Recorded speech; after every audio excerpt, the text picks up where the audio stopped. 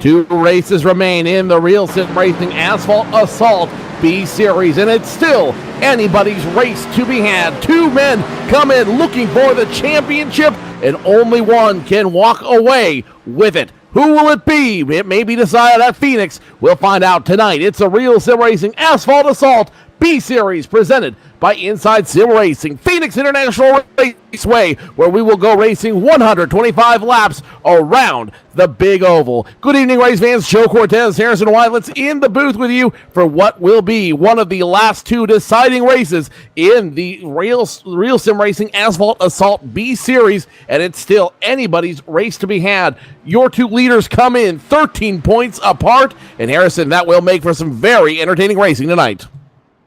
Oh, absolutely. With third place mathematically eliminated, that's CJ Lavera 100 points back.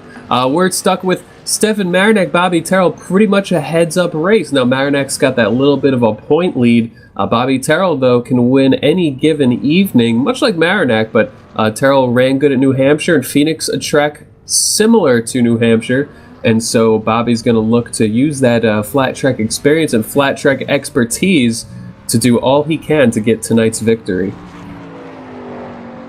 Stefan Marinak holds on to your points lead by only 13 points. Let's go ahead and take a look at the points where they stand now. This has become a two-man race for the championship. Stefan Marinak, Bobby Terrell, the only two drivers capable of winning the championship at this juncture. CJ Lavere, he was a contender for most of the series. He's now 101 points back. He should hold third throughout for the rest of the season. Rhett McBride fourth, Brian Harvey fifth.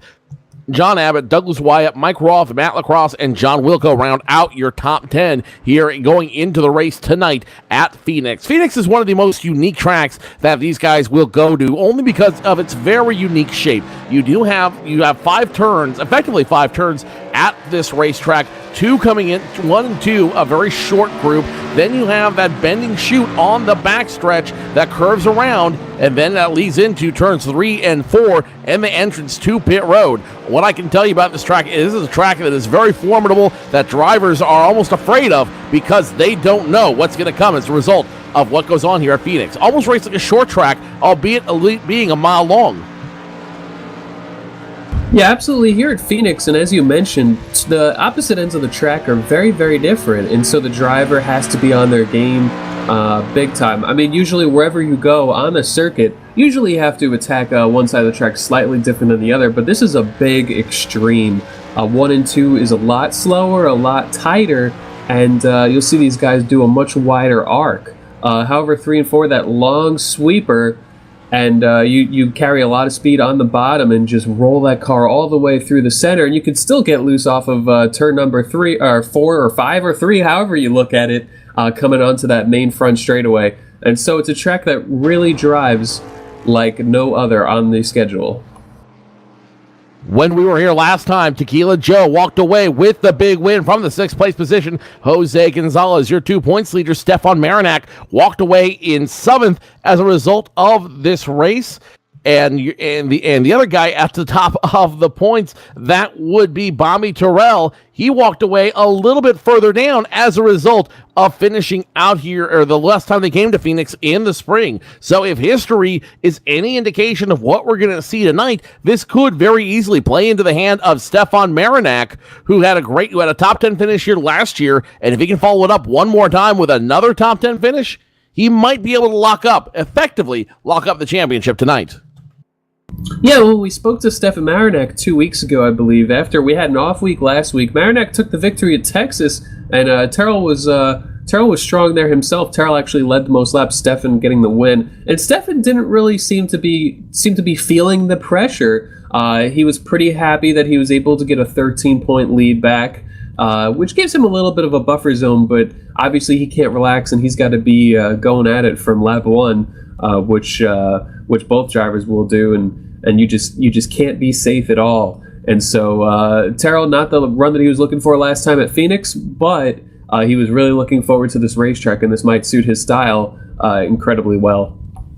With only a handful of points between him and Terrell, and considering he did have that big finish earlier this year when we're at Phoenix, this could play very, very well into his hand. Let's take a look back at last week here with Real Sim Racing. They 2 weeks ago, I should say, they were at the Texas Oval. No surprise, Stefan Marinak finished the race on top of the pole. Bobby Terrell finished second, although Terrell did lead the most laps. So the bonus lap that Stefan Marinak had for leading a lap was negated by Bobby Terrell's 75 led laps at Texas. Stefan Marinak, Bobby Terrell first and second, finishing on that field 2 weeks ago. Mike Shelton third, Jose Gonzalez fourth, and Rhett McBride rounded out the top 5 in that group. So Stefan Marinak coming off from a big win. He's back on top of the points, but Bobby Terrell, he's going to show no signs of giving up. He qualified first last week or 2 weeks ago, led the most laps 2 weeks ago.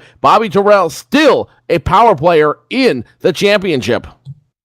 Yeah, absolutely. And Bobby actually was the fastest in practice. However, right now in qualifying, Bobby had trouble in qualifying. Don't believe he's going to be able to pick up. Looking at the lap times right now, it appears that Bobby had an issue in qualifying, and he's going to have to start from the back. Right now, provisionally listed as 21st. Meanwhile, Marinak didn't set the world on fire, but he's in 8th, and so that's a big track position difference. And so right now, Bobby's got his work cut out for him. Aside from the point deficit, he's going to have to come through this field. Not only does he have to come through this field, but he has to have at least a close finish to Stefan Marinak. If Marinak gets a big finish over Bobby Terrell, again, Marinak could walk in with a huge point lead going into the last race next week at Homestead, Miami. And if that happens, that could very well it could very make for Stefan Marinak's championship to be sealed up tonight here at Phoenix. It'll be a duel in the desert when we go racing. 125 laps, 125 miles around the oblong shaped oval at Phoenix International Raceway, and anybody's race to win in the duel in the desert. Yeah, this very much is anyone's race to win. And right now the provisional pole sitter is Chad Coleman, who looks like he's going to hold on here. We're just going to have to wait for the session to run out. Chad Coleman, a previous DWC driver, knows how to get around these tracks. Raced with him for a number of years, and he's got a nice buffer on the field right now going into the gridding.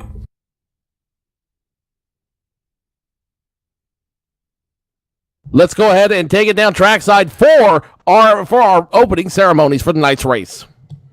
Oh, say, can you see by the dawn's early light what so proudly we hailed at the twilight's last gleaming, whose broad stripes and bright stars through the perilous fight o'er the ramparts we watched were so gallantly streaming,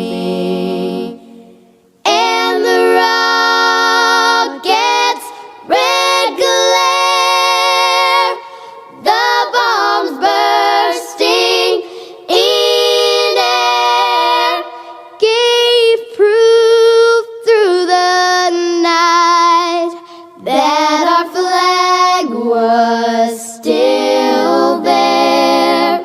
Oh, say, does that star-spangled banner yet wave o'er the land of the free and the home of the brave?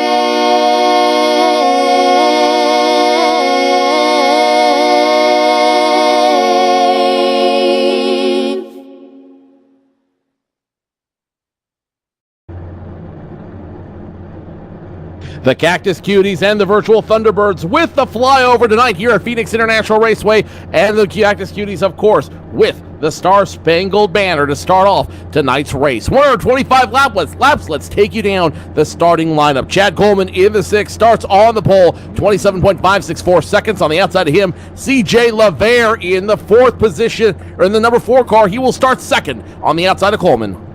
Row number 2, we got the 26 car of Jose Gonzalez. Alongside of him, last race's 3rd place finisher Mike Shelton. Rhett McBride in the 15 will start the inside of row number 3. Outside of him, AJ Browning in the 5 starts 6th. Starting 7th will be the number 10 of John Abbott.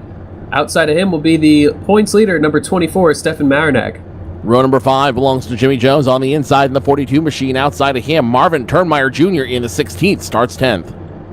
Starting 11th will be that number 66 of Brian Harvey. Alongside of him, the number 03 of Nathan Bowers.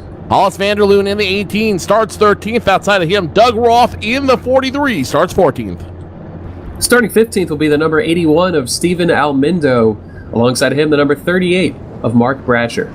Randy Watkins in the 77 starts 17th. Outside of him in row number 9, David Lanza in the 33, 18th. Barry Hines in the number 57 will roll off 19th on the grid. Starting 20th, the number 12 of Douglas Wyatt. Bobby Terrell will be the last one to take time. He's second in points and starts all the way back in 21st. Josh Cheney, Philip Potts, John Wilco, and Frank Coons all electing not to take time on this field. That will round out your field of 25 here at Phoenix International Raceway.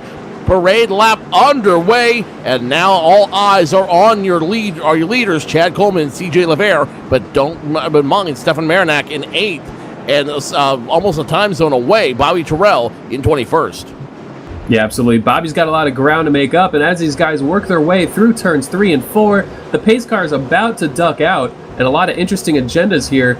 Chad Coleman waiting to get this race underway. Green flag is out. Chad Coleman with a great start in that number 6 Ford Mustang. And it's going to be interesting because Stefan Marinac starting 8th. He's got some track position to make up himself, but nothing compared to that number 7 of Bobby Terrell. And looking back to Bobby right now, he's going to be taking it easy. It looks like he really does not want to bend up any portion of that car. He wants to stay out of trouble here early on so that he has something to race with later on in this race. Bobby Terrell realizes the gravity of the situation, currently scored in the 21st place position. He's going to ride along the bottom and try to hope for the best as these guys get it sorted out here early in the race. No major incidents so far. Everybody knowing with 2 races left, you have to finish. You have to finish if you want to have a good finish to begin with. So everybody kind of taking it easy right now, riding that low line. Yeah, a lot of single file up front as those guys sort of sorted out. Meanwhile, it's a little more racing in the middle of the pack all the way from 12th on back. As we look at the number 03 of Nathan Bowers, he just worked his way by the 16 of Marvin Turnmeyer. Now the 16 of Turnmeyer working alongside the 38 of Bratcher. Bratcher's car not doing what he wanted it to early on. He was actually sliding up the track a little bit, but it looks like he got that figured out as he's heading his way back forward. But this is one of those racetracks where things can spread out in a hurry, but it also can stay really condensed if you can't stretch those legs. And so these cars just doing what they can around this flat track. And right now, the Chad Coleman way out front, and the battle continues to be in the middle of the pack. Is now the 81 of Almindo is trying to find a way around the 16 of Turnmeyer. Turnmeyer drives it in, loses the car a little bit, and slides up the racetrack. This is just a track that is incredibly easy to make a mistake. It's all too easy to make a mistake. All it takes is a lapse of judgment. All it takes is an underestimation of a turn, and the next thing you know, your car is gone, and you've taken several with you. Already, the 18 machine having some trouble. It looks to have a little bit of damage on the back end of that car. That is Hollis Vanderloon. It looks like he's got a little bent up out there. He's running in front of Bobby Terrell right now in the number 7 machine. That is for position number 17. Hollis Vanderloon now starting to catch up. The damage not affecting him a whole lot, but the 18 still has to be cognizant that rear end is bent just slightly and could affect him later on in the race. Yeah, it could certainly affect him. The good news about this track is that you can get away with a little bit of cosmetic damage, and certainly you're better off having the damage on the rear of the car than the front. As actually we have a spin coming out of turn number 2. This is right in front of Bobby Terrell, as Terrell's going to have to find a way around. He gets it slowed down, So our second man in points able to avoid it. But that was a big catastrophe coming out of turn number 2. This is one of those tracks you run out of room, and sometimes you're just blocked into where you're going to get involved. Marvin Turnmeyer was struggling there early on, and he's one of the cars involved as well. As we're looking at the replay, this all started coming out of turn number 2. And where this all started was the number 03 of Nathan Bowers. He drove into turn number 1 a little bit hard, and then you get to the center of the corner carrying too much speed. Car starts over-rotating. Steven Alminto tries avoiding, can't. And that sends the 03 for a tumble. What happens to the 16 of Turnmeyer's? He's turning down the track to avoid it. However, the 18 of Hollis Vanderloon was down the track trying to avoid it himself. So when Turnmeyer comes down, he gets loose, slides down into traffic, and Vanderloon goes for a spin. Turnmeyer getting some damage. And Turnmeyer was actually a car who qualified 10th, but it seemed like he was overdriving a little bit and going backwards. And this is one of those tracks where you need that rhythm or stuff happens. But a lot of guys choosing to stay out. One of the cars staying out is the number 7 of Bobby Terrell. A lot of the guys from about 10th on back choosing to come in and get those tires. But I think track position's a pretty good call to make right now with 7 laps in.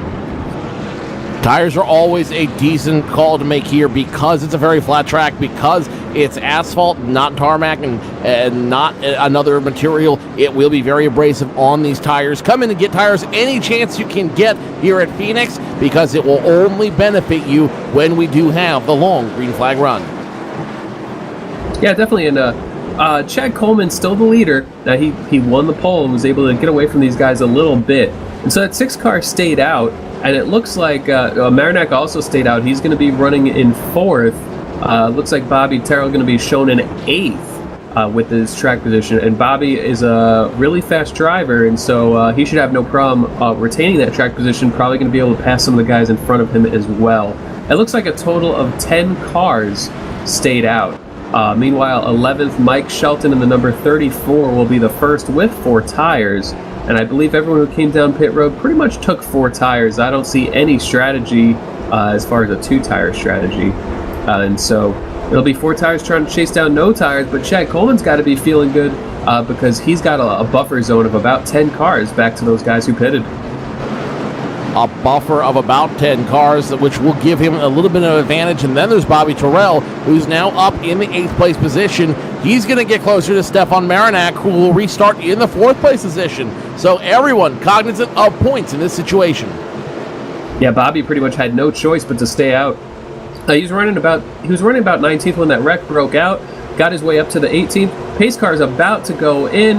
Chad Coleman leading this restart. He's got CJ LaVere to the outside. CJ trying to time it, but Chad able to get away.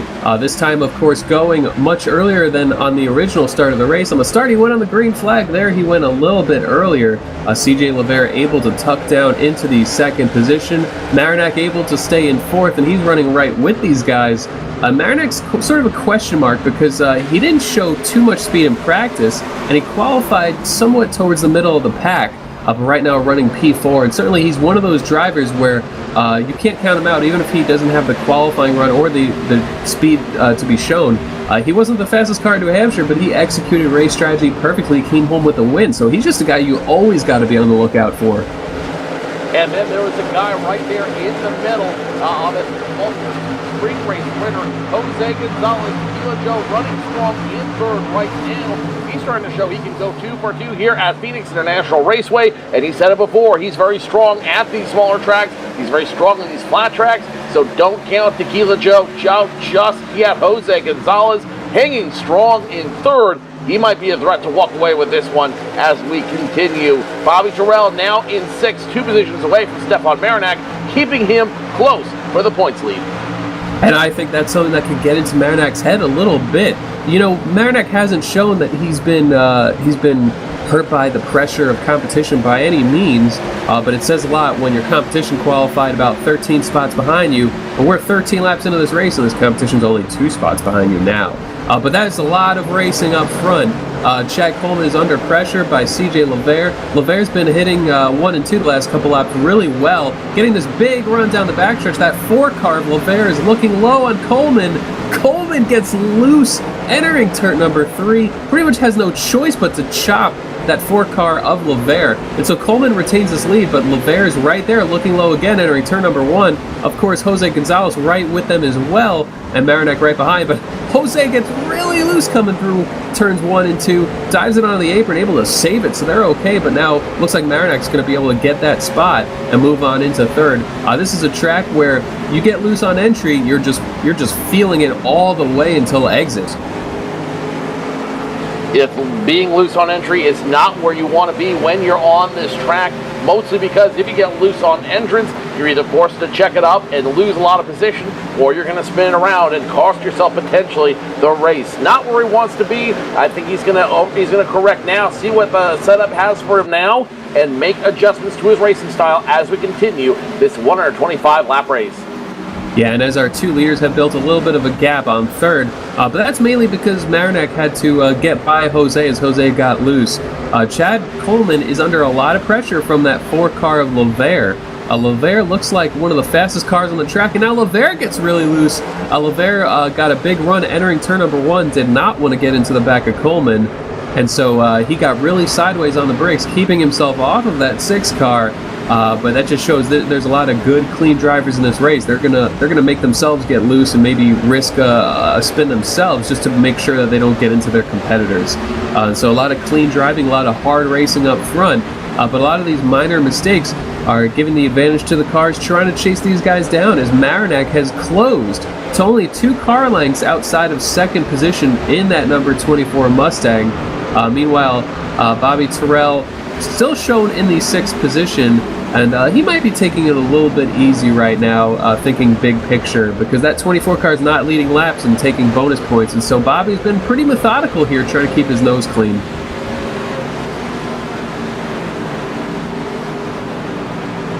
As we look up to the battle for the lead, Chad Coleman swings wide out of turn number 2. The 4 of LeVere looks low.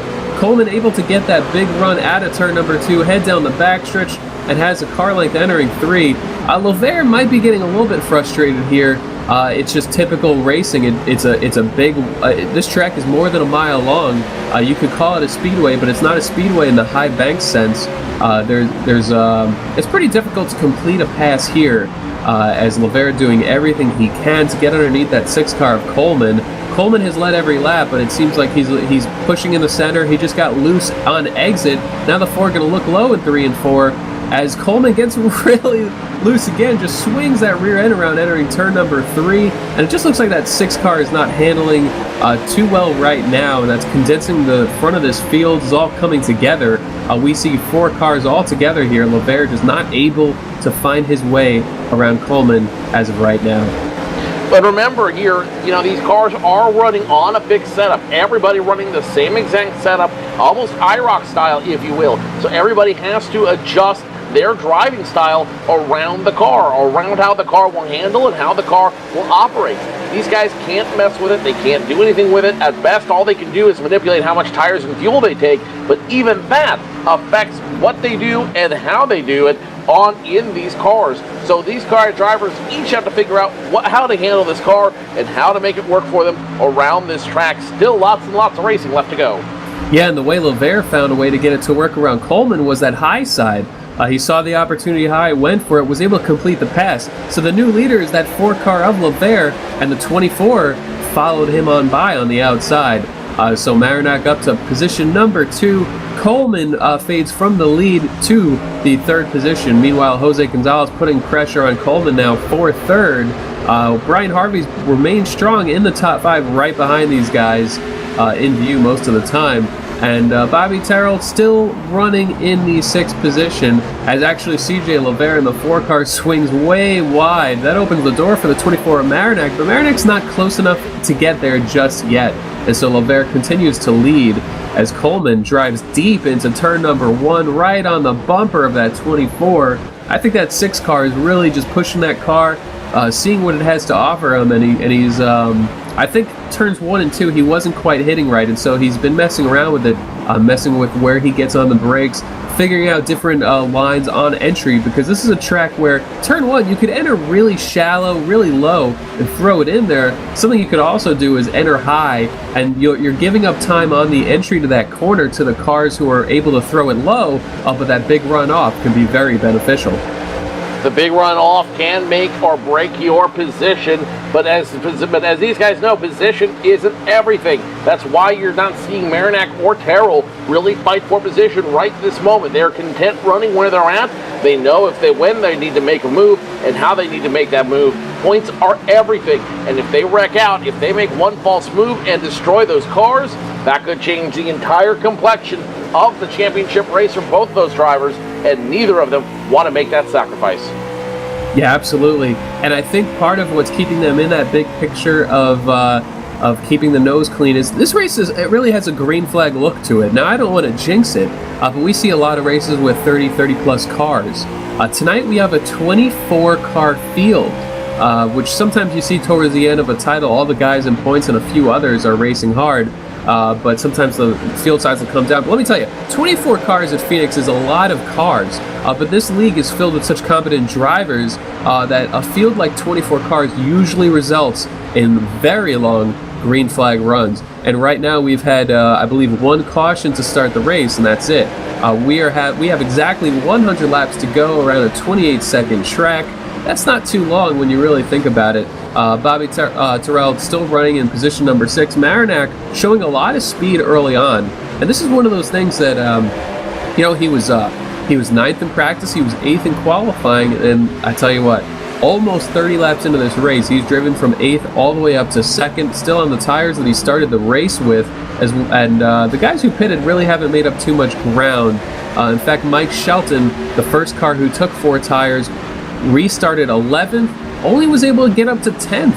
And so it looks like track position meant a lot more than tires, at least early on. Track position was critical for that move, and now he's able to keep Marinak in his sights. Now it's a matter of playing chicken with the leader. Whatever he does, he will be mocked. Whatever he does, he will be followed. This was a critical stop for him. He nailed it. He made it work for him, and now comes the challenge. He's got to follow him and work with him the entire rest of the way through to keep him close. Yeah, now the battle's on for 3rd place as the 26 Jose Gonzalez working his way underneath the 6 of Coleman. Both cars being a little bit of darty center exit. You see them getting a little bit loose. Coleman actually gets the wall right before he enters turn number 3. Yaws that baby out. The 26 still trying to remain low. Usually the low side in 3 and 4 is where, contact on the exit. The 26, Jose Gonzalez, hits the inside wall. I don't believe we're going to have a caution. He was able to get that car rolling again, but a lot of heavy damage, and that all stemmed from a lot of hard side-by-side racing on exit. Coleman was just a couple of feet off the wall. He didn't come down at all. I think Gonzalez expected him to be right up against it, but when these two cars are hard on the throttle, the car on the high side a little bit loose, sometimes just doesn't go right out to the wall. He's about 3 feet off of it when Gonzalez drives up into his left rear. Gonzalez drove it down to the inside wall. A lot of damage on that 26 car that he's going to have to get repaired. Unfortunately for Jose, it seems like the recent trend, as he seemed to have some rough luck early on, had to repair some damage and then fight back with a battered race car. But if there's anyone that can do it, certainly he can. As he's got a lot of ability. We've seen him win this series and any series that he really has run in. Well, it's something you said earlier too, Harrison, is he is a driver that, number one, can handle anything he's given, but number two, damage is not as critical at this track. As long as the engine runs clean, as long as the engine can breathe, as long as it can get the air it needs to keep moving forward, the damage, the cosmetics are not as critical as keeping that engine working and keeping that entire car moving forward. He needs to get back down on pit road, make sure that everything is still where it needs to be and that everything can run correctly. And if it can, all it takes is for him to get back on the lead lap, and we've got a brand new race going. Yeah, absolutely. It looks like the damage that might be hurting Gonzalez is, I think, possibly hurt something in his front end or rear end. actually it looks like the rear end of his car is offset a little bit to the left, which is making him push. However, that is fixable. Should we get a caution period, he's of course going to sit on pit road and get everything that he can fix. Otherwise, he's not going to be able to make up that track position. Right now, though, only about, I would say, 3 or 4 tenths off of what the leaders are running. As the leaders are coming up, actually starting to get to lap traffic. And now the 4 car of CJ Levere is still out front. Marinak still running second, but look at that. Bobby Terrell was running in the 6th position for quite a while, just made his move on the number 6 of Coleman, so Bobby is up to the 3rd position, and now he has his sights set on those 2 leaders. He's going to try to chase them down, and then 24 of Marinak probably has to start feeling the pressure because Marinak hasn't led a lap yet, and just as I say that, gets a big run out of turn number 2, ducks underneath the 4 car of Levere. Marinak is going to try to clear that Fearless Racing car of Levere as they work through 3 and 4. But Levere's fighting back, and on the outside, drove it in pretty deep. And Levere, pretty good run out of turn number 4, but Marinak just has his nose just enough there that he's going to try to keep battling through 1 and 2. But Levere drives it in deep, clears Marinak. Looks like Marinak going to fade back in a second for now. Marinak doesn't need to lead a lap at this juncture. He doesn't even need to lead all the laps in this race. All he needs to do is have a good finish over Bobby Terrell in the field. You see him now currently running in second. Right now, if he can continue that big run out there, he can continue to hold on to the points lead. And every point he gets over Terrell right at this track at Phoenix will help him that much more when we have the season finale in 1 week's time from Homestead Miami Speedway. And CJ Levere really looks like he's going to be a guy to beat for this win tonight. As looking at the lap times, we've hit that point in the long run where these cars are close to as slow as they're going to be.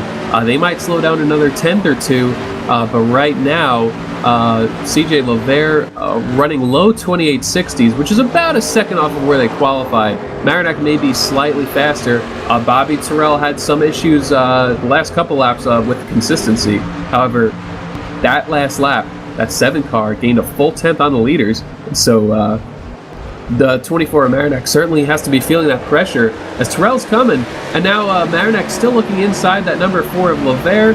And this is a track that can be pretty hard to pass, but I think Levere sees early on, you know what, you're faster than me, go right ahead, I'm going to tuck back behind you in second. So the new leader of this race is Marinak, but he's going to have to, keep that lead for the other half of the lap here, bring it to that start-finish line, which it looks like he will to get those that bonus point.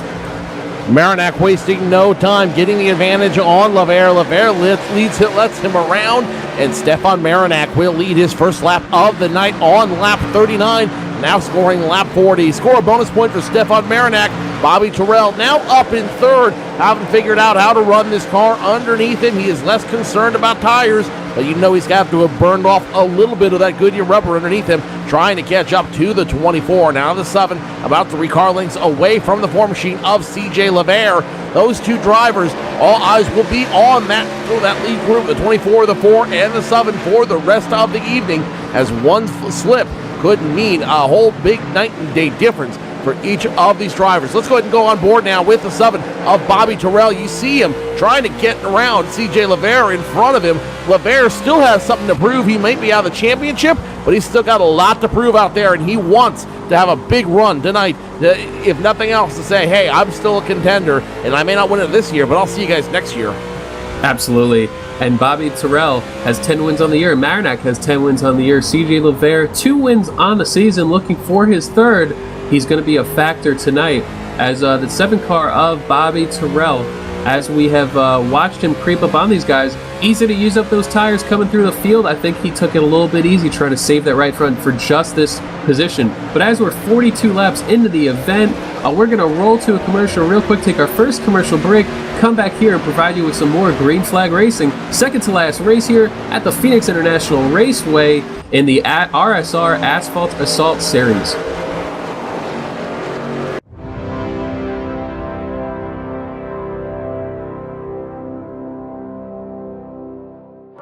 It's time for those most famous words in motorsports. Drivers, start your engines!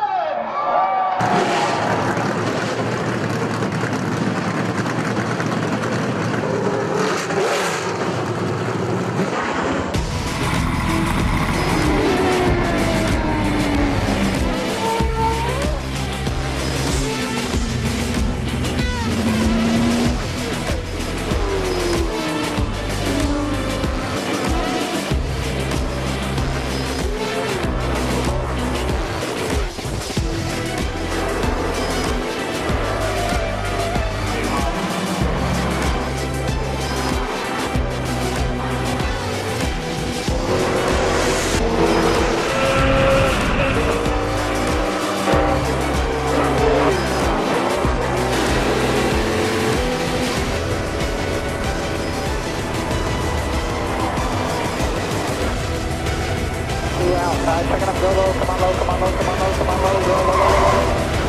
Conti comes up at a corner number 4 in the checkered flag. He wins his first NASCAR iRacing.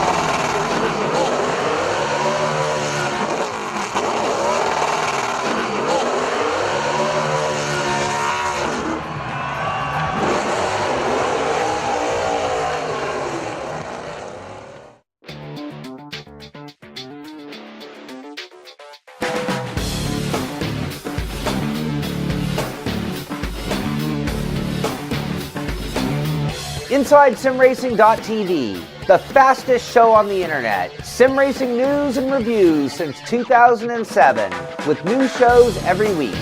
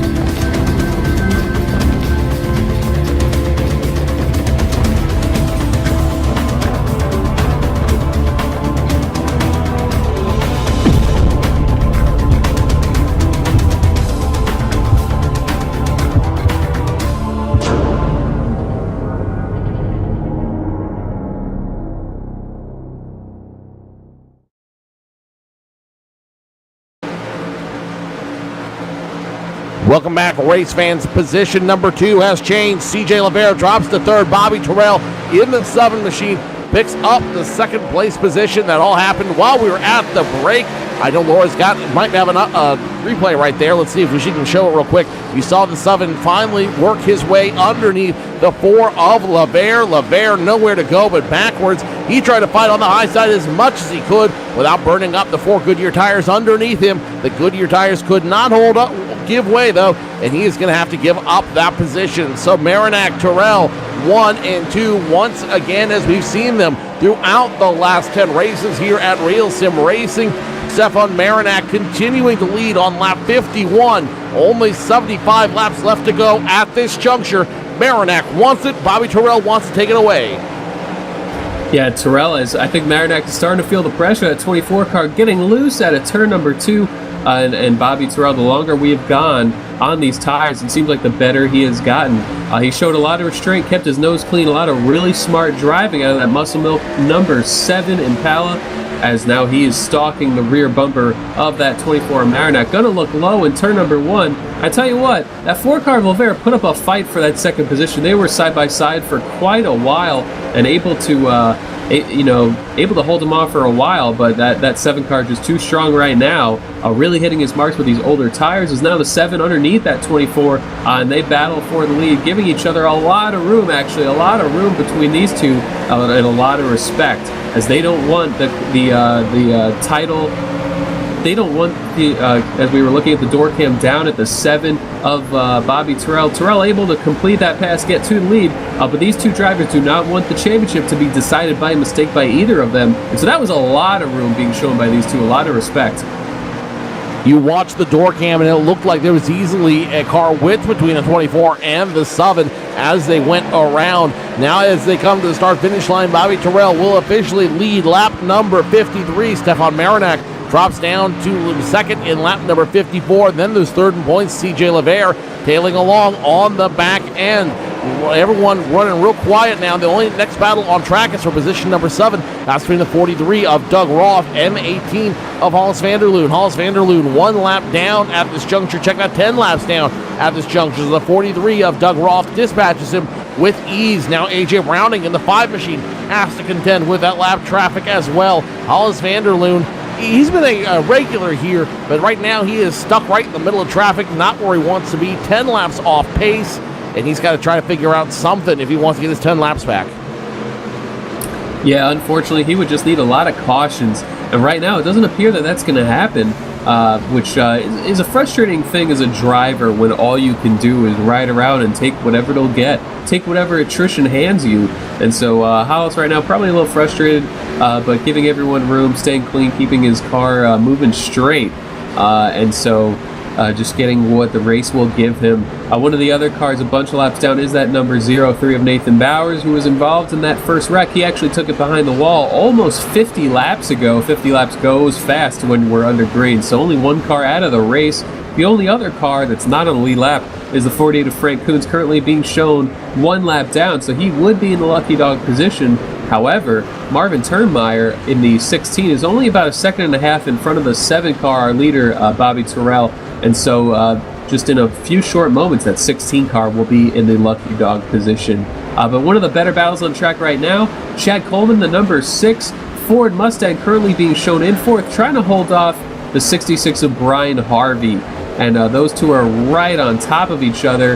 Harvey really being aggressive on the rear bumper of Chad, just trying to get that run out of the corner and get underneath him.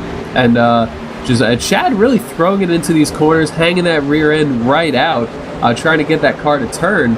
And it's been working for him so far. Now the 66 of Brian Harvey under attack from the 10 of John Abbott, who just looked low, not able to keep his nose there. But these guys right here, 4th, 5th, and 6th, about 3 or 4 seconds behind the leader, battling it out for that 4th position. Let's ride along the rear bumper of the number 6 machine. That's Chad Coleman. You see the 66 of Brian Harvey immediately behind him. And then, behind them as well, the 10 of John Abbott, one of your administrators here at Real Sim Racing in the Asphalt Assault B Series. John Abbott not going to walk away from this race without trying to take some position for himself. So the 6, the 66, and the 10 all looking for position, all looking to do battle here. And even though we still have plenty of racing left to go, they are not going to leave anything on the track. One car down on pit road, that is Frank Coons in the 48 machine. He's looking for attention from his crew. It's going to be a 4-tire stop for him. This could be the first of the green flag pit stops we see tonight. Yeah, Frank had already lost the lap, and so a lot of times when you're in that position, you might as well short pit, get some of that time back in case the green flag pit stops fully cycle through. I'm not sure just how far these guys can go on fuel, but certainly this is a short pit by a little bit. And I tell you what, up front, the 7 car Bobby Terrell has pulled a full second on the 24 Marinac, and this is what he wants to do. He wants to take that lead the rest of the way. CJ Levere led a few laps. Chad Coleman led quite a few laps, and no one has locked up the laps led bonus by any means. Marinac didn't lead for too long. I think it was in the around 10 laps, and so Bobby just trying to do what he can to retain that lead right now.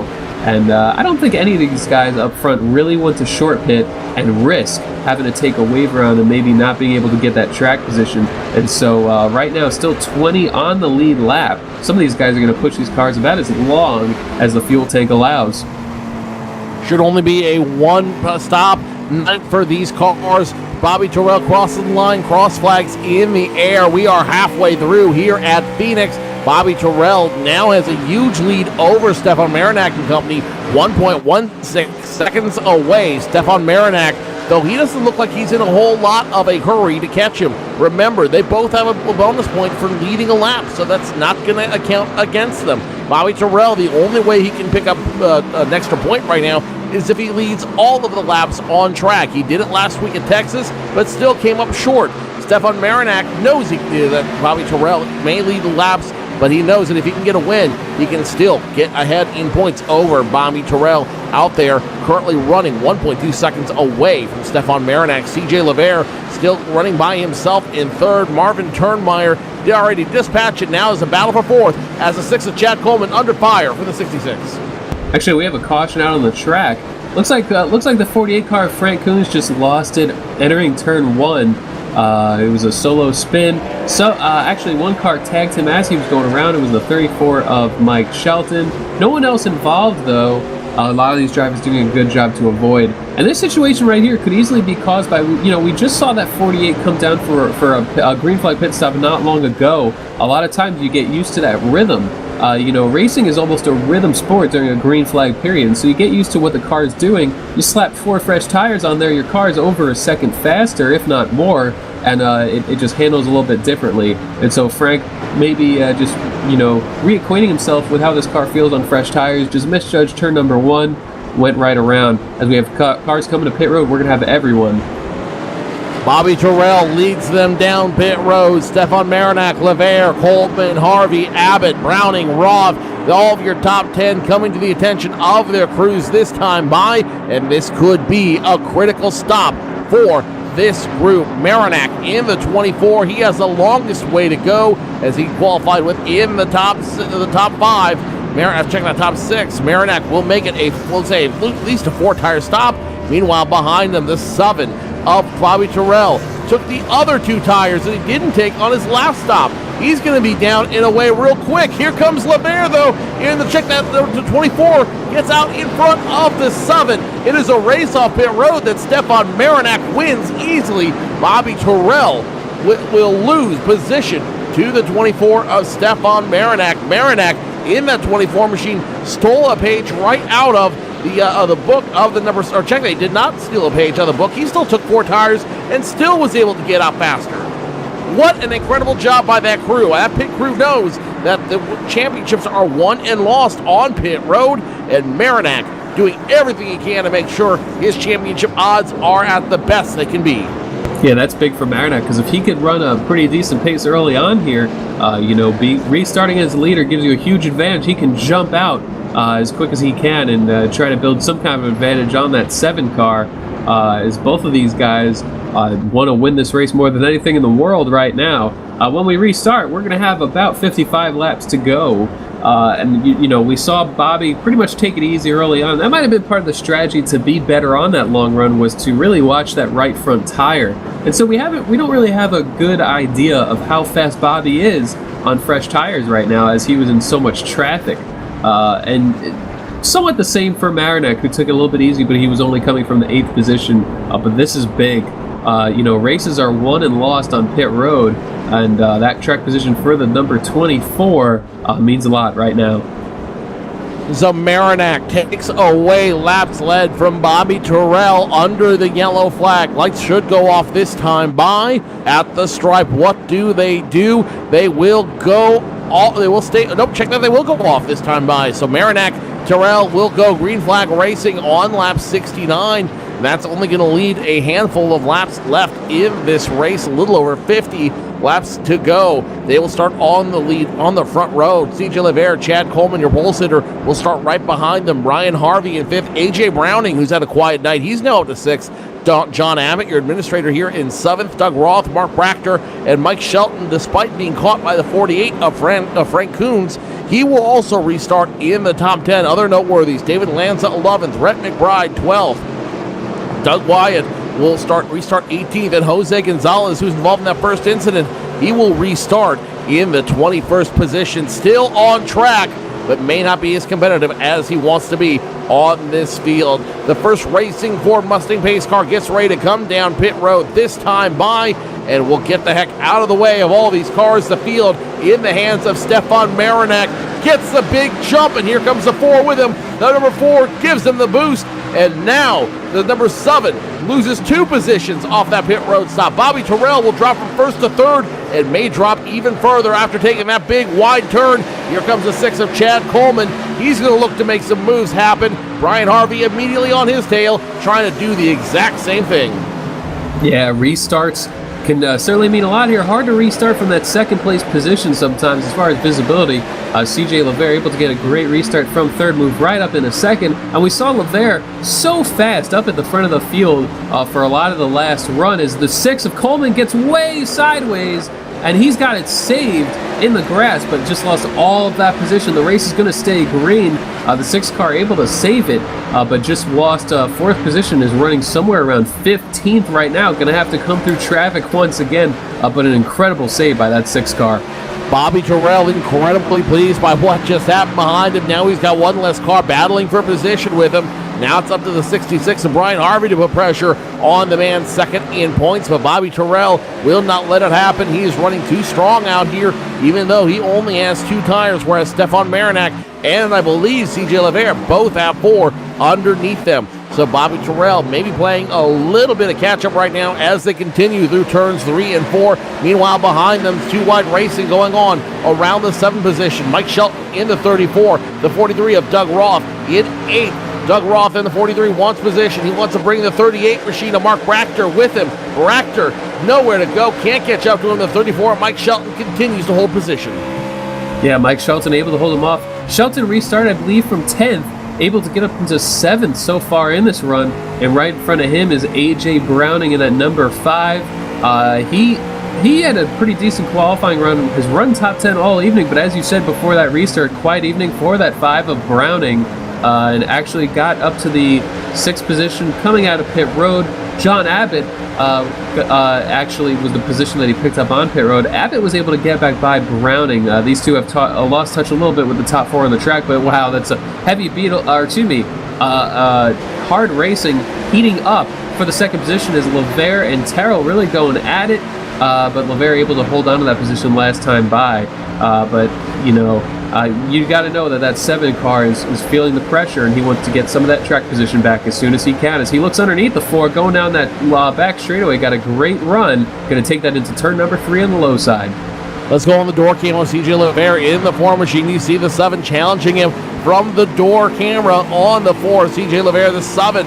Bobby Terrell, he wants the position. He wants it in a bad way. Can he get it? He's still underneath the 4. 4 forced to check up as he goes high. 4 a little bit sideways. Maybe smoking the tires a little bit on that high side, but will not yield position to Bobby Terrell in the 7 machine. The 7 still low. The 7 still fighting. The 4 gets the good run through the chute. He's going to get position now. He does squeal the tires going through turns 3 and 4. Smokes him a little bit, but it's worth it to put the 7 behind him once and for all. Bobby Terrell, though, not done hunting. He's still looking for position number 2 and ultimately position number 1. Who's the big winner as a result of all of that? Well, that's a 24 machine of Stefan Marinak. He continues to lead out there. 4 and 7, not done battling. Oh yeah, Marinak loves it. Loves looking in his mirror, seeing these guys battle behind him. That time LeVere gets really loose through the center. This might be what Bobby needed to complete that pass, but they're still side by side. And part of what makes these passes so hard to complete is with these Nationwide cars, they're about 200 horsepower down compared to the Cup cars. And so when you get down in the center of the corner, the low side has to slow up more than the high side, shorter distance on the racetrack, and the car just bogs down. When you get back in the throttle, you don't have the throttle response that the high side does. They're keeping those RPMs higher.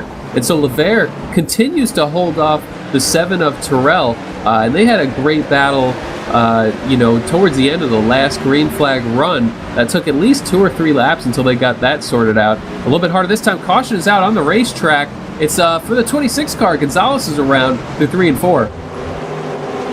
Jose Gonzalez not having the night he wanted. He wanted to come in here and defend the spring race. Not going to happen, as it looks like between the contact between 26 and 16 was the thing that brought out the incident that brought out this 3rd yellow flag of the evening. Laura will get the replay going in just a moment, but it looks like the 26 and the 16, Jose Gonzalez in the 26, John Wilco in the 16, both looking for the same exact piece of real estate. Neither one of them have it, so both of them end up going hard into the wall. Jose Gonzalez goes outside, Marvin Turnmeyer inside, and heavy damage to both of those machines. Marvin Turnmeyer Jr.'s night might be done. I would be surprised if Jose Gonzalez's night was not officially done as a result of that incident. Yellow flag out once again on lap number 79. Less than 50 to go at this juncture. Stefan Marinak continues to lead. LeVere 2nd. Bobby Terrell rounds out your top 3. Pit strategy right now is going to be interesting because I think we're going to see most of these guys come down pit road. However, is anyone going to go for 2 tires? That might be a call to make right now after this run. We only went green about 10 laps ago, so it depends on how their car feels. The guys who are really tight in the center might try to take 2, but right now, pretty much everyone coming down pit road. One of the guys who stayed out was the number 6 of Chad Coleman. Decides, you know what, give me that track position, as well as Hollis Vanderlyn. That's actually a lapped car looking for a wave around, but there's no telling. We're going to find out what call these guys make. Stefan Marinak in the 24 machine will make it a 4-tire stop. The 7 to Bobby Terrell, not shy about calling for 2 tires. Terrell once again only calling for 2 tires, and this time it was the outside tires, right side tires for the number 7 to Bobby Terrell, and he gets off with the best position out there on the track. Looks like John Abbott might have gotten away with 2 tires as well. Stefan Marinak drops 2 positions from first to potentially third as a result of that stop. CJ LeVere, Brian Harvey both losing position to the man who's going to gamble with 2 tires. That's Bobby Terrell in the 7 machine.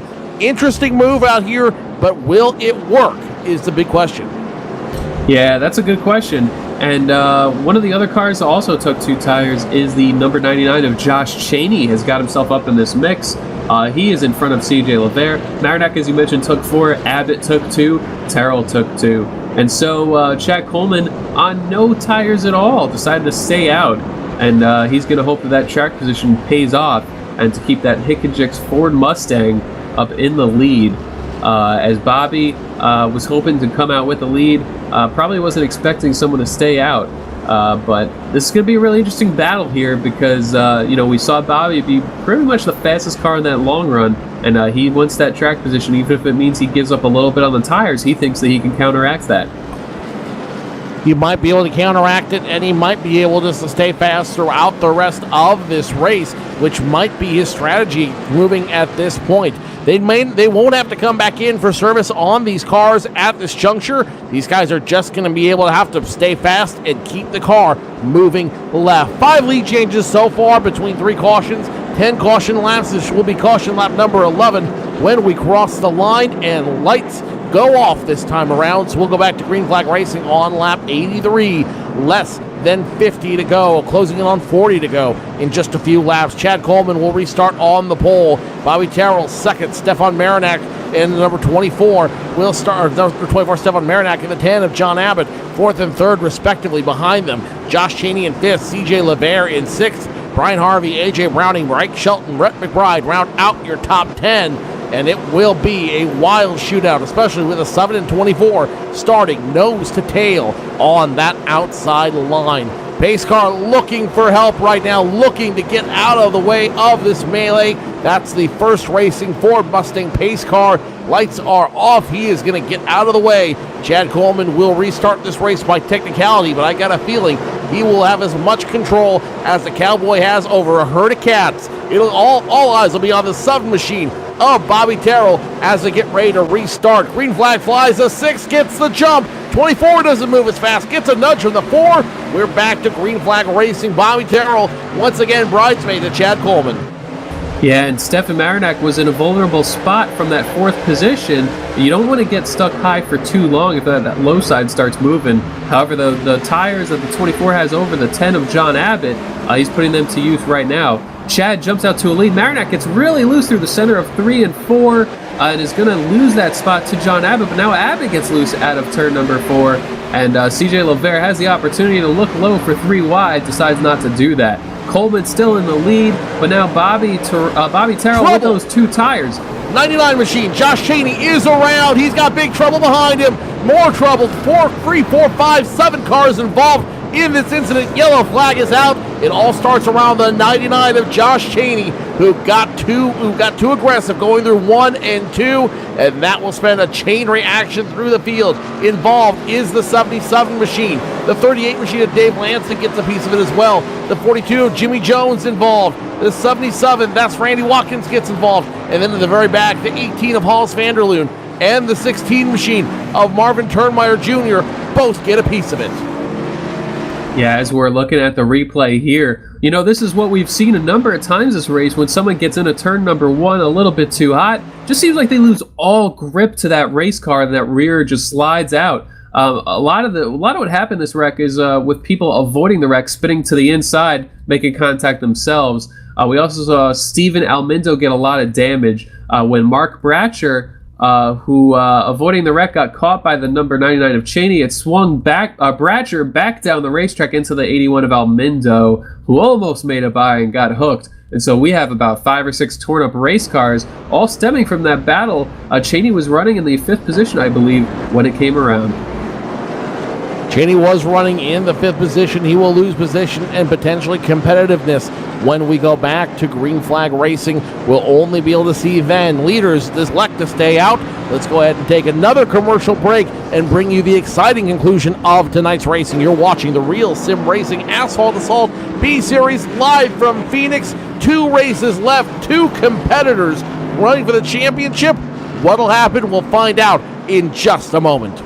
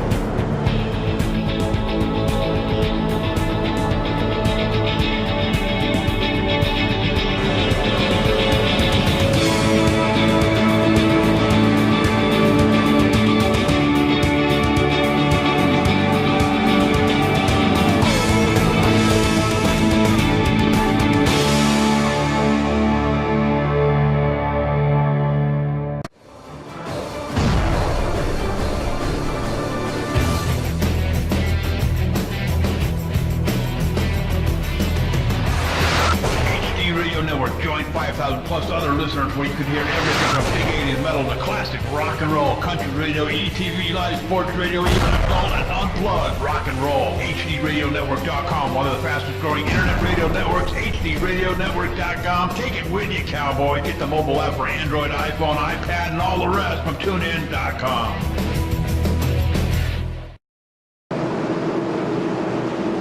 Welcome back. Double file restart here at Phoenix for the RSR Real Sim Racing Asphalt Assault B Series. Chad Coleman on the point once again. Bobby Terrell in second, and then there's Stefan Marinak down in third, restarting third. John Abbott fourth. CJ LeVere fifth. AJ Browning, Brian Harvey, Mike Shelton, Rhett McBride, Doug Roth, your top 10. All eyes on front as the pace car makes its way down pit road. The 6 restarts this field, restarts him in a big way. Chad Coleman once again on the jump. Battle is now for first. The battle is also for third as the 7 and 10 waste no time dispatching the 6 and the 24 respectively. It is the 7 of Bobby Terrell once again in command of this race. That was big for that 7 car as he timed that restart perfectly, was alongside the 6 of Coleman through 1 and 2, and Coleman stayed out. Terrell had those right side tires, able to use them to their full ability, I should say. As Marinak having trouble coming through the traffic right now, right on the 6 of Coleman. Marinak gets way loose, able to save it. That puts him in a vulnerable spot as now the Abbott and LeVere make contact on the outside there. They were in a 3 wide situation with the lost momentum of the 24 car. That puts the 4 of LeVere back into the 3rd position. Marinak back to 4th. Now Abbott all over the back bumper of the 24. Bobby Terrell has checked out on this field on lap 90. He is going and sailing away. 35 to go at this juncture. Chad Coleman second, CJ LeVere third, and then there's Stefan Marinak still holding on to a top 4 position. Not where he wants to be, though, as he sees his adversary for the points lead continuing to rack up laps led here at Phoenix International Raceway. Back in front of him, CJ LeVere in the 4, Chad Coleman in the 6. He is second.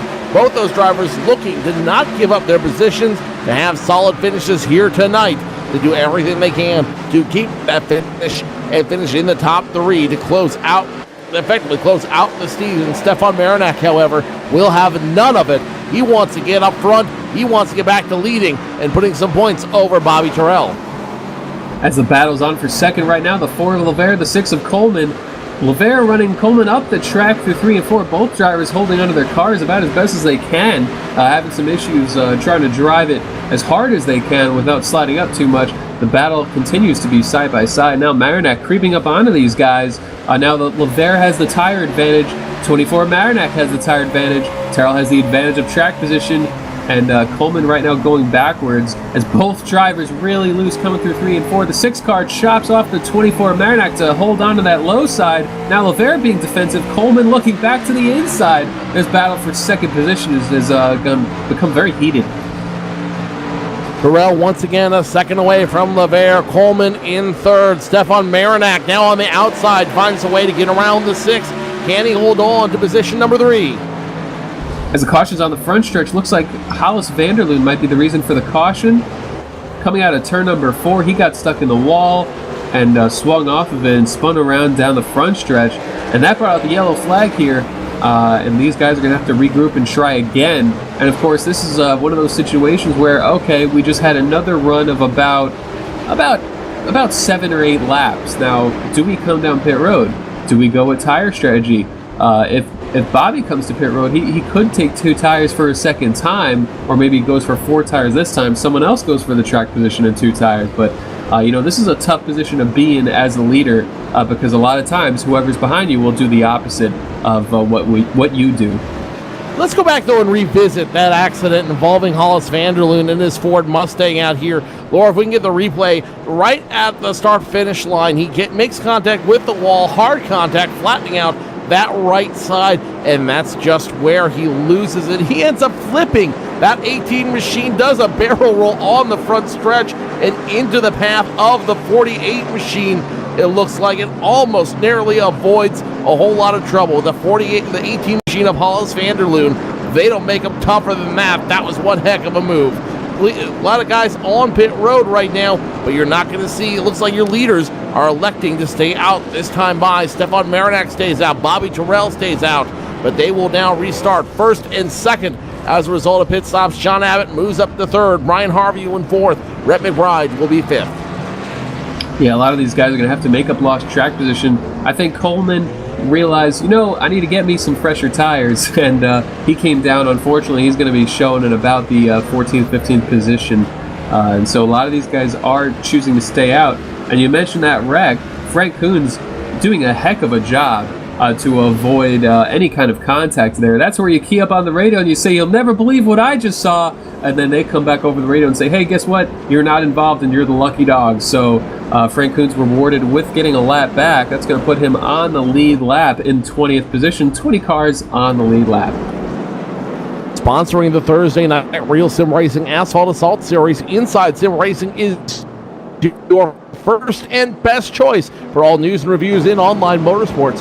Join Darren Ganji and Sean Cole for the latest and greatest in product reviews, simulation auto racing games for the PC and Xbox crowd, and more. From steering wheels to full-size racing rigs, updates on the popular racing games, and a whole lot more. The Yellow Pages of online auto racing, Inside Sim Racing has it all. Visit them at ISRTV.com, the title sponsor of the Real Sim Racing Asphalt Assault B-Series, powered by Inside Sim Racing. Pace car should turn the lights off next time around. Restart it. Give them about 27 laps left to go here on the track. Bobby Terrell will restart on the front row. Stefan Marinak will start on the outside. And the outside seems to be the faster line, especially on the restart. Do you give the advantage to Stefan Marinak now, or do you wait for him to earn it? It's going to be an interesting thing here as these guys do take this restart, as the high side has been pretty strong. But the one thing going for Bobby Terrell, though, on that inside is just being the leader. He can really try to catch everyone off guard. What he wants to do on this restart as leader is to bottle these guys up just enough, not by brake checking or anything, but just to be unpredictable. And when he does go, and try to get that 24 stuck high. Restarting in third position will be John Abbott and Brian Harvey also up here. So we have a couple of guys who've been top 5 all race but haven't been in that lead battle.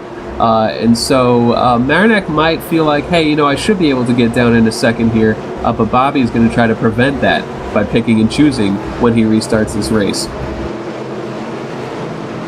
So the first Ford Mustang pace car will duck to the safety of pit road. Flag flies, green flag flies, and it is the number 7 about getting the jump on the rest of John Abbott now in second. Here comes Stefan Marinak in third. Yeah, as John Abbott was able to capitalize on that restart, got a great restart. Now Abbott in the 10, still alongside the 24. Marinak gets that big run through the center. However, Marinak able to jump in the gas a little bit sooner, stay on the outside of Abbott for second position. Now as we come into turn number 1, where a lot of times you take that wide arc, I think the advantage might go to Marinak here exiting turn 2. Stefan gets that big run out of turn number 2, clears the 10 car of Abbott. Now the 66 of Harvey on the outside of Abbott, trying to get third position.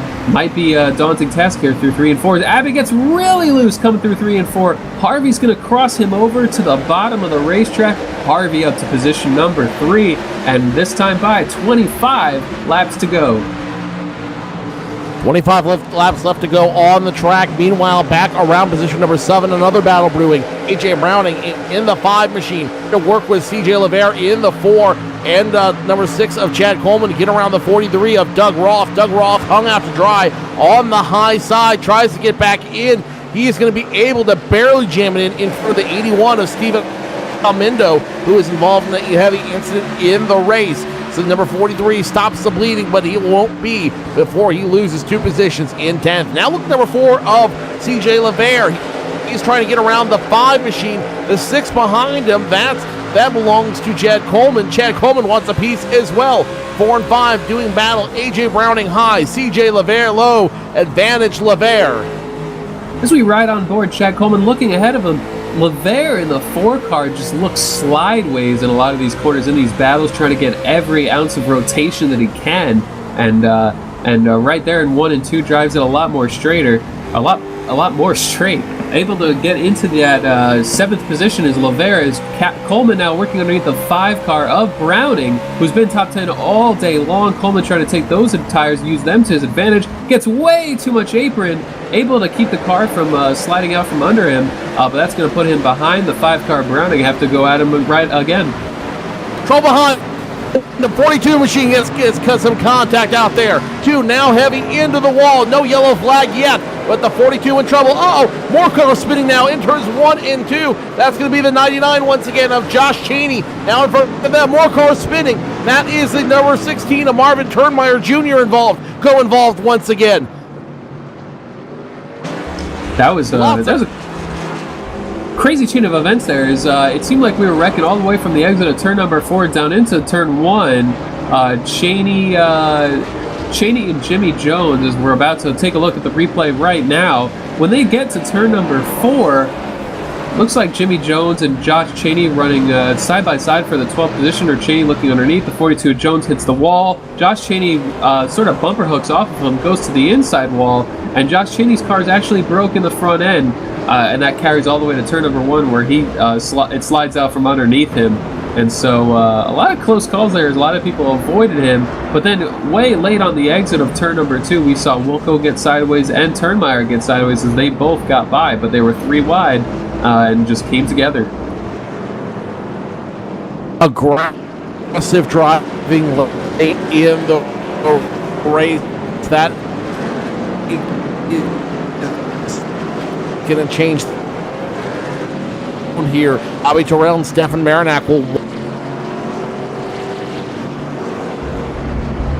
Most of these guys coming down pit road, most of these guys staying out. We do have a few coming down pit road. Marvin Turnmeyer is one of them. Jimmy Jones, both involved in the last caution. One of the people not involved in the last caution coming down is the 34 Mike Shelton. Actually, he did get a little bit of front end damage, possibly. Got into the back during a checkup on the front stretch. So he's going to come down and take tires, try to fix that damage.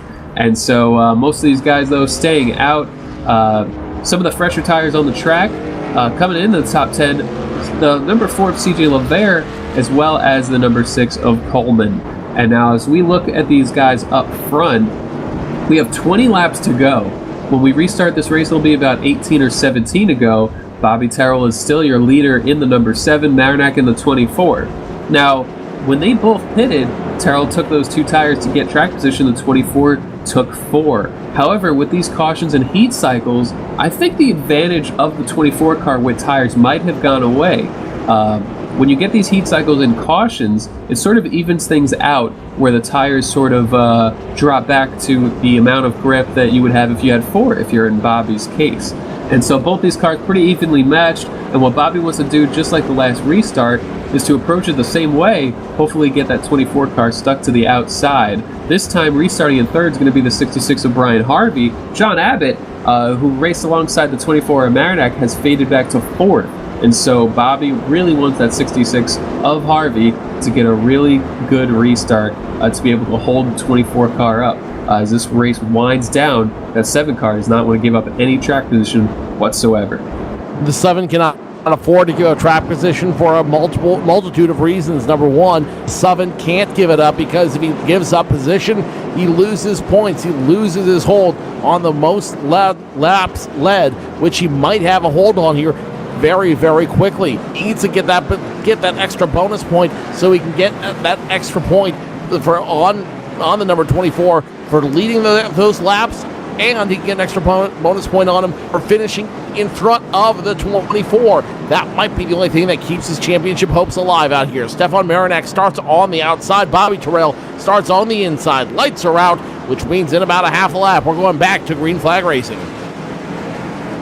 Yeah, and Bobby just wants to pull this restart off to perfection, as he wants nothing more in the world right now than the 24 to get stuck high. And Brian Harvey running the best that he has all race. Harvey's been in that top 5 and in view of those leaders pretty much all night. Now he's within view of that lead. And so how he attacks this restart might be pretty interesting to watch as well. But as the pace car is going to duck down off of turn number 4, that 7 car Muscle Milk Chevrolet goes right on the pace car, tries to catch the guys off guard. Marinac not feeling any pressure underneath him from anybody. So Marinac able to duck into the second position, makes a big run through 1 and 2, trying to close in on that number 7. Charles, we have a caution on the track in the back. 6 involved, the 15 involved, big trouble all going through 1 and 2. John Wilco, the 62 involved, Mike Shelton, the 34 involved as well, the 16 of Marvin Turnmeyer, the 26 of Jose Gonzalez involved. Pace car back out for major trouble going through 1 and 2. Starts all around the number 4 machine. He just got too aggressive going through 1 and 2, and that's going to cause a huge scattering of cars behind him.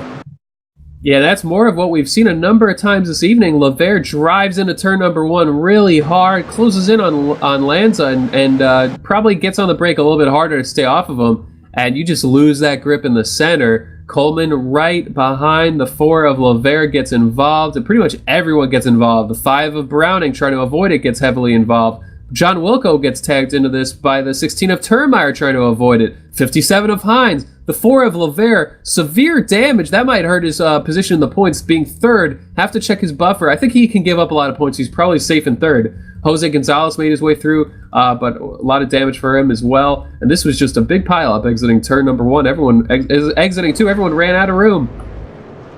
Everyone ran out of room, and they scattered like pool balls being struck by a cue when they hit turns 1 and 2. Just major carnage on the backs, on that back turns 1 and 2, and that will thin out this field here at Phoenix, which is not a bad thing if you're the lead cars. This is exactly what you want to see. This is exactly what you need. Less traffic to contend with throughout the race. And if you're Stefan Marinac, this is exactly what you needed. One more shot at glory to get around Bobby Terrell, ultimately win this thing.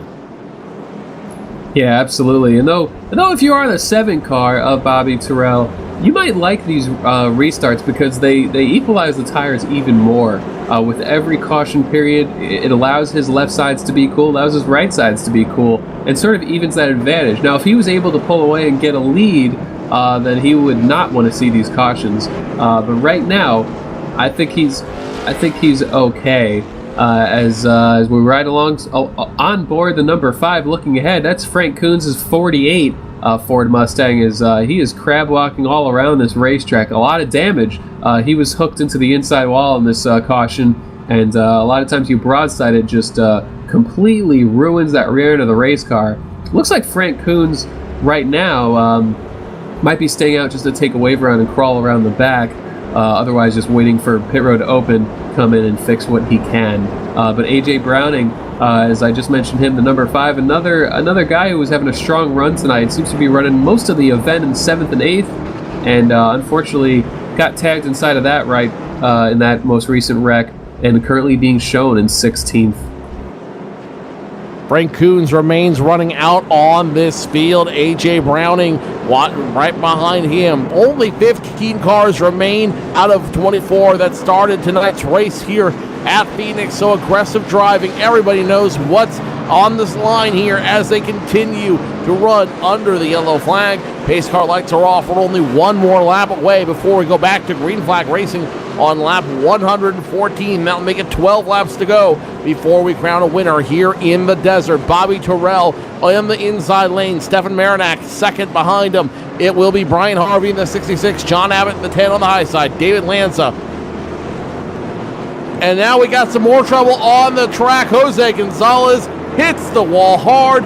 He might have some bigger problems on that machine than we thought.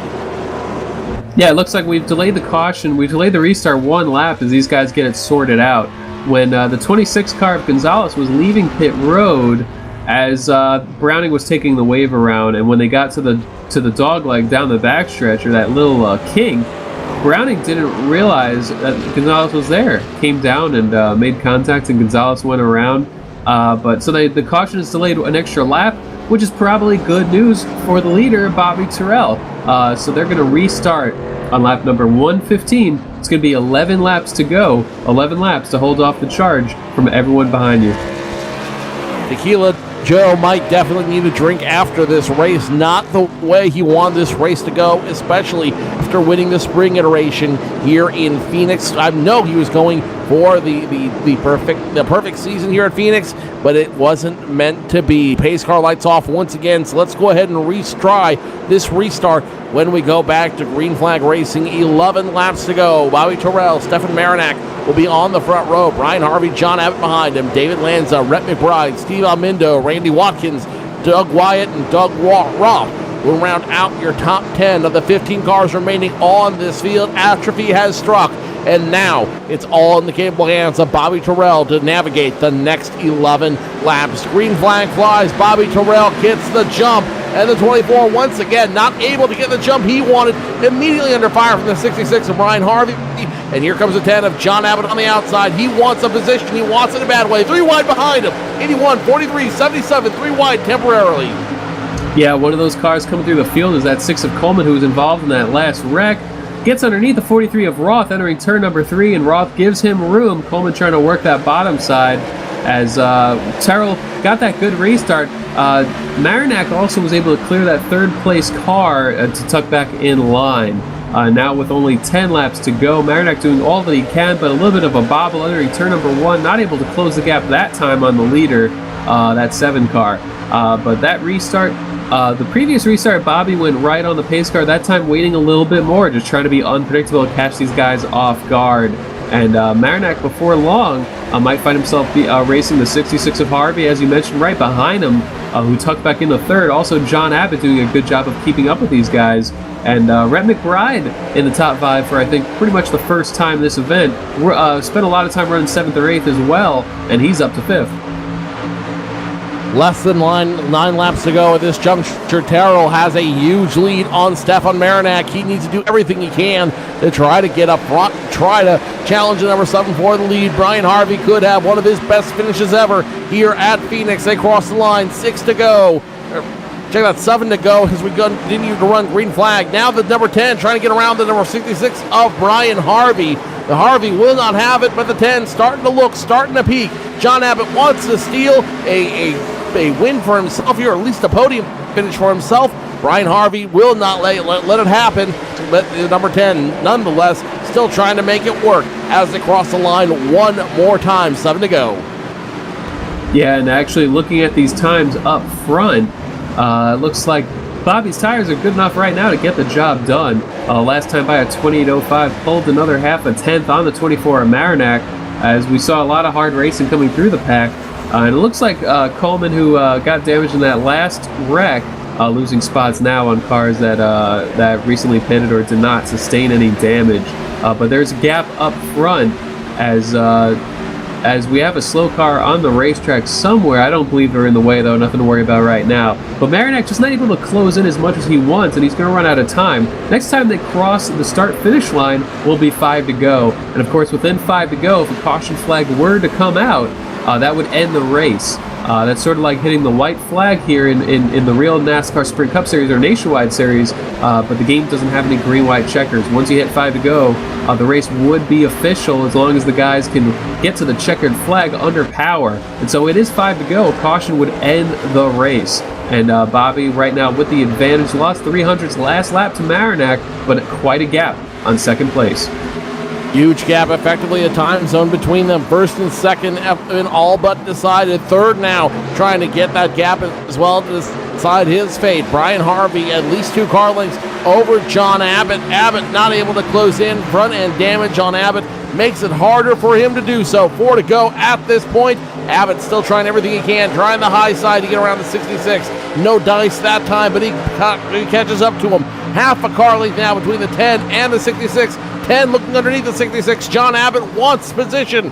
Brian Harvey will not give it to him. They are still battling. The battle will be for third. First and second, Abbott all but locked up. He has Abbott doing everything he can. Abbott with a top 5 last night in the Outlaw Truck Series, holding on right now to another top 5 and just trying to do everything he can to come around that 66 of Brian Harvey. As you said, the lead is stretching out.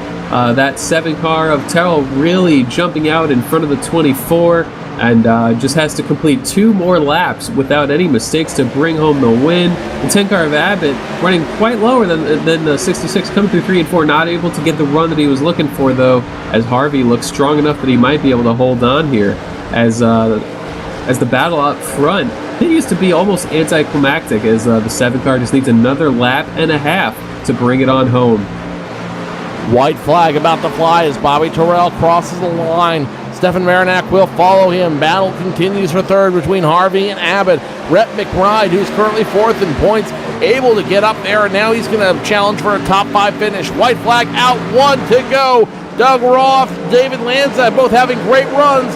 Battle still for third. 10 not able to make it work. 66 gets in front of him. Meanwhile, back up front, Bobby Terrell has to close 2 more turns, and he will win the race here at Phoenix. 1 more turn to go. Bobby Terrell comes from the nowhere in the field to win the 125 here at Phoenix. Bobby Terrell, your big winner. Stefan Marinak, points leader. Second, Brian Harvey, third. John Abbott, fourth. Rhett McBride finishes in your top 5. And Bobby Terrell, what an amazing race. Comes out of nowhere. Cinderella story through the field. Didn't manage a top 5 in the spring. Now with all the chips on the line, he makes it work, and he will win here at Phoenix, possibly the biggest win of his career.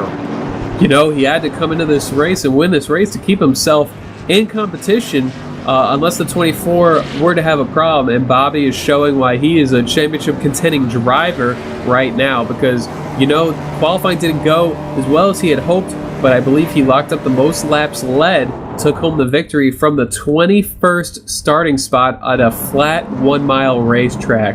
And so the points lead is going to go from 13 to 8 into the final race. 11 wins on the year, this being the 11th for that 7-car Bobby Terrell. 10 wins for Marinak, came home in second after qualifying 8th. And now we're looking at Homestead, where none of these drivers can afford to make a mistake.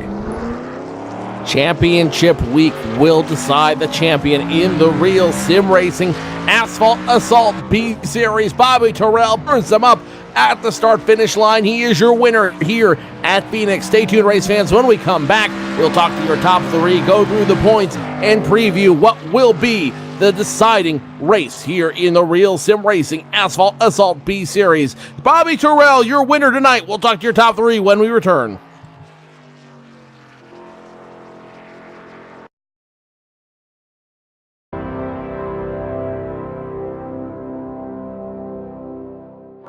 It's time for those most famous words in motorsports. Drivers, start your engines!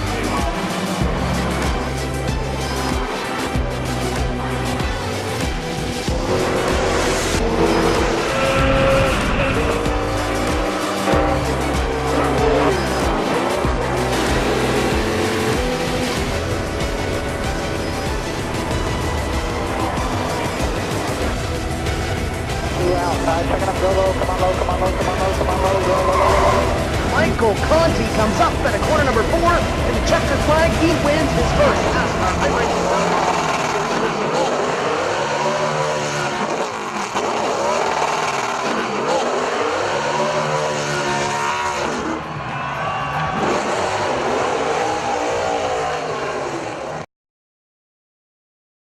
125 laps complete at Phoenix International Raceway. Bobby Terrell, your winner. Stefan Marinak, you see him there, all finishing a close second. Brian Harvey third. John Abbott fourth. Rip McBride fifth. David Lanza, Doug Roth, Mike Shelton, Steve Almindo, Chad Coleman out your top 10. Doug Wyatt, AJ Browning, Randy Watkins, Jose Gonzalez, Marvin Turnmeyer Jr. out your top 15 tonight. Bobby Terrell leads 50 laps, and he will win the race here at Phoenix International Raceway. Let's go ahead and go live down to Victory Lane, where Harrison Weidlitz has caught up with our winner, Bobby Terrell.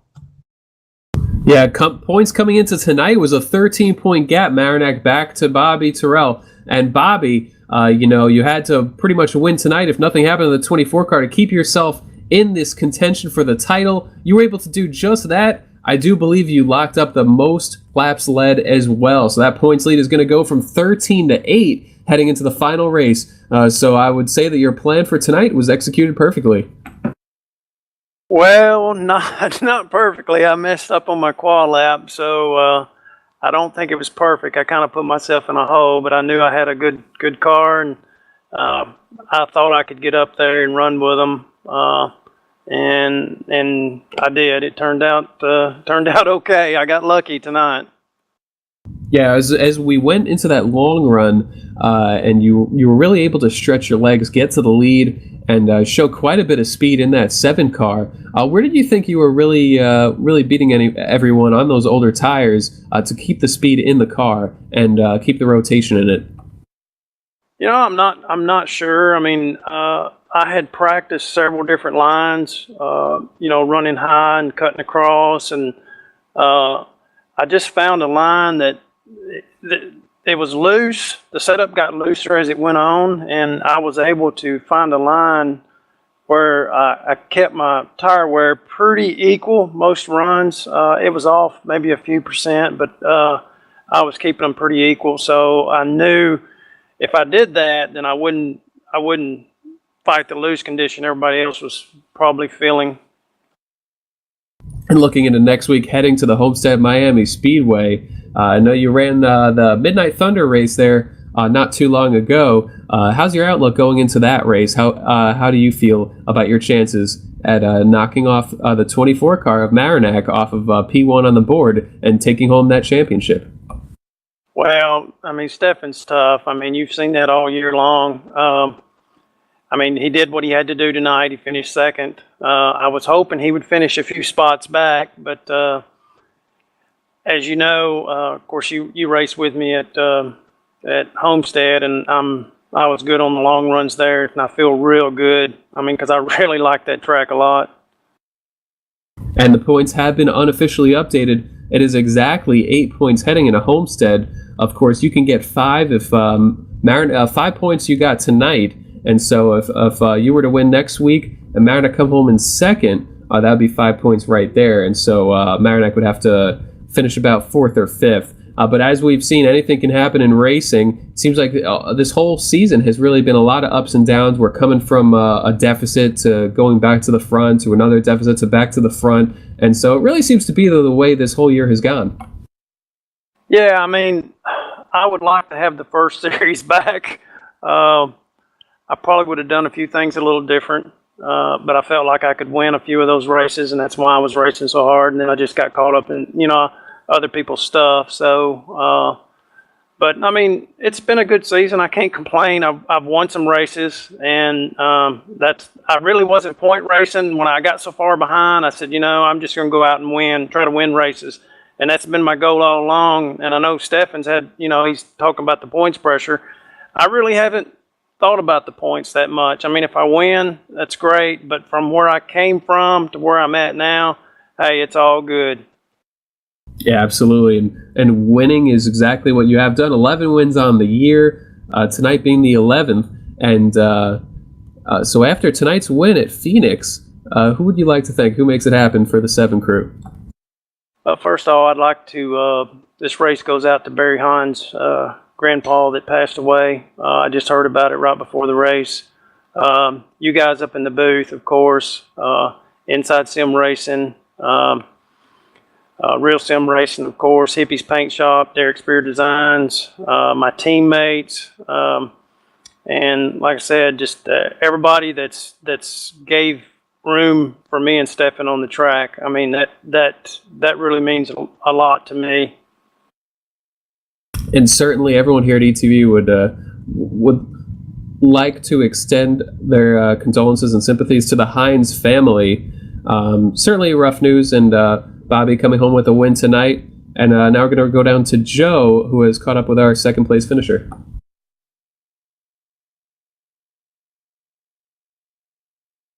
Stefan Marinak finishing second out here on the track. Stefan, I know you had a strong car. You ran real well all night. Led 28 laps on this field. Second place, though, not where you want to finish. Yeah, I mean, there's no beating him at these flat tracks. But I did what I had to do tonight. I wanted to go out there and have a decent run, and seconds as close as you can get to max points without getting it. So. We got a decent cushion going into Homestead, and I'm really excited.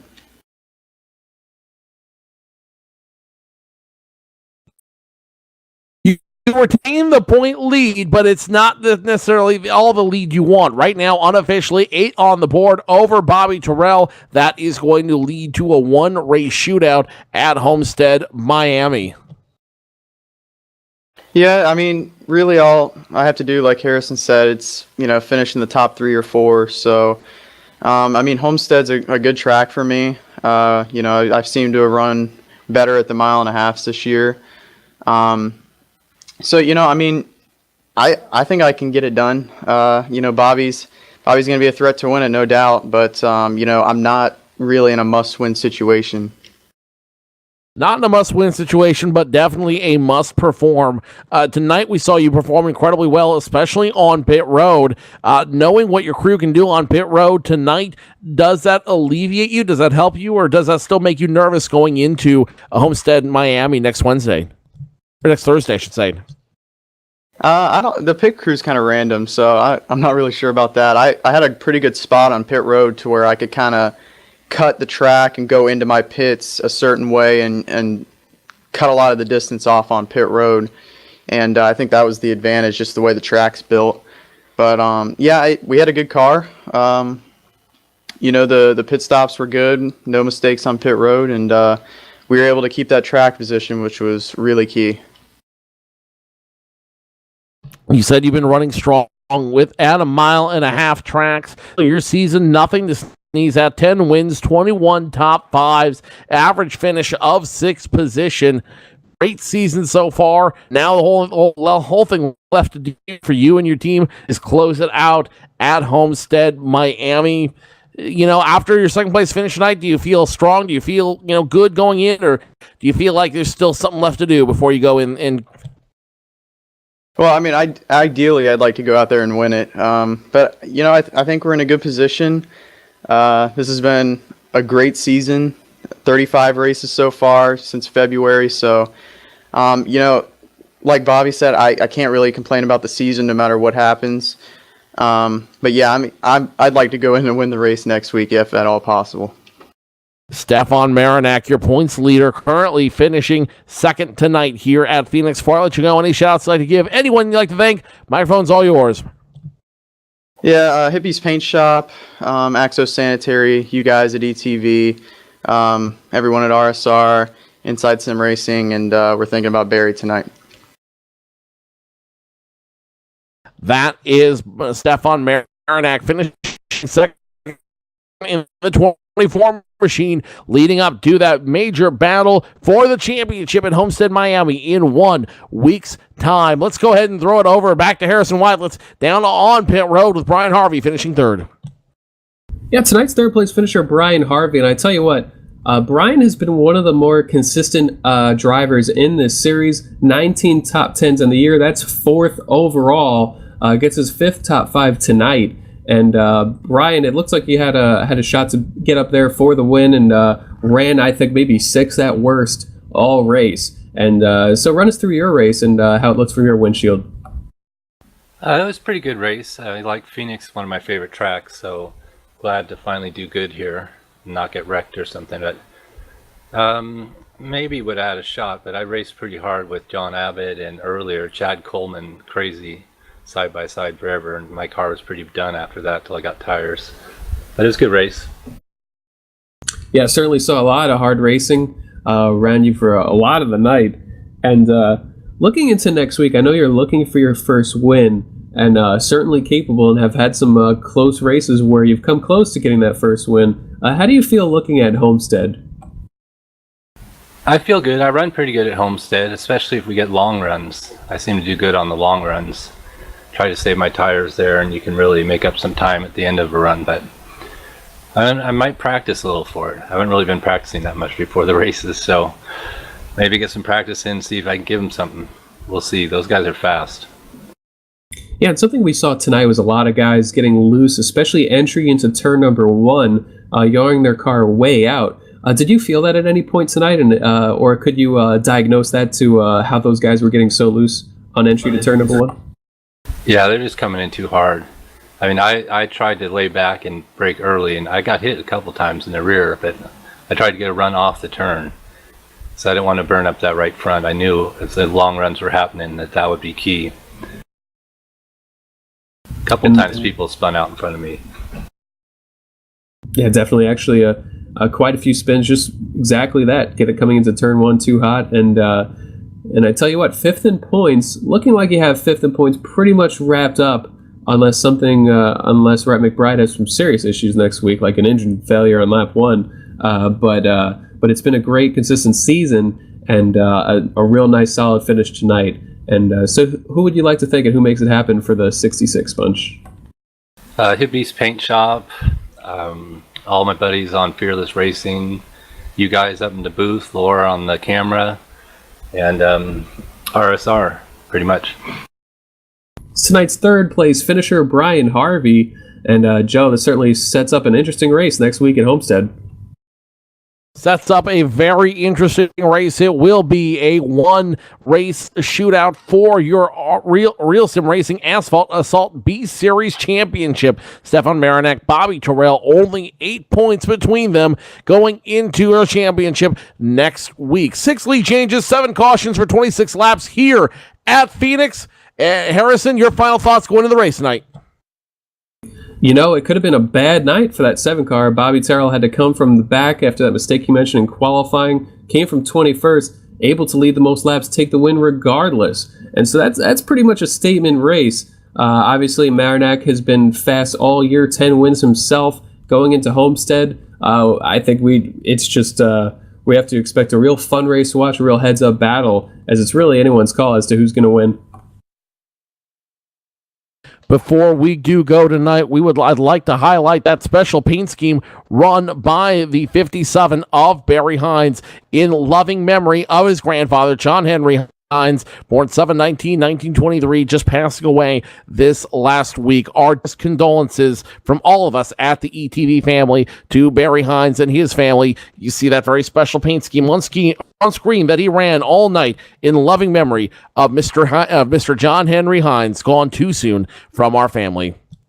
That will do it for us here tonight from Phoenix. We will have one more race to go in this season when we go racing next week from Homestead, Miami Speedway. 2 men will walk in for the championship. Only one can hoist the trophy over his head at the end. On behalf of our entire broadcast crew, Laura Lawson on camera is my partner in crime, Harrison Weidlitz. I am Joe Cortez. We will see you in 1 week's time when we finish out the RSR Asphalt B Series from Homestead, Miami. Good night, everybody. Thanks, guys.